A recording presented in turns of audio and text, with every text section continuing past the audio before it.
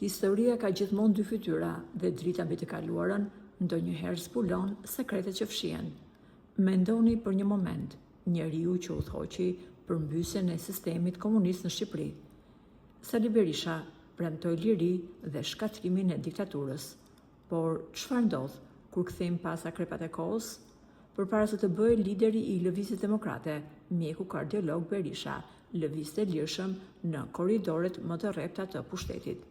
Jo si kundërshtar, por si njeri i afërt, dhe dëshmia e fortë nuk janë fjalët, por fotot që koha nuk i fshin dot. Imazhet flasin vetë, Sali Berisha në një varg duke shijuar pushimet fare pranë familjes së Enver Hoxhës, në krah të nusës së djalit të diktatorit. Buzëqeshja dhe një rehati që tregon se ai nuk ishte një i huaj në botën e mbyllur të bllokut. Por si u shndrua mjeku i elitës komuniste në armikun e tyre më të madh, a ishte kjo një kthes e vërtet apo një mister i pashpjeguar i historisë? E kaluara nuk fshihet kurrë, ajo thjesht pret momentin e duhur për t'u shfaqur.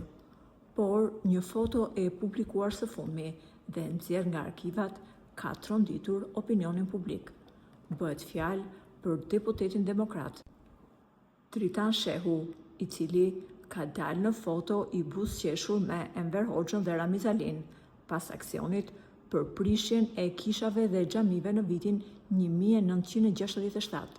Kjo foto e nxjerr nga arkivat dhe e publikuar së fundmi ka shokuar demokratët të cilët nuk e dinin se pikërisht mjeku dhe deputeti që ato i kanë dhënë votën ka marrë pjesë në prishjen e objekteve fetare. Për më tepër, ka qenë shumë pranë elitës komuniste të atyre viteve.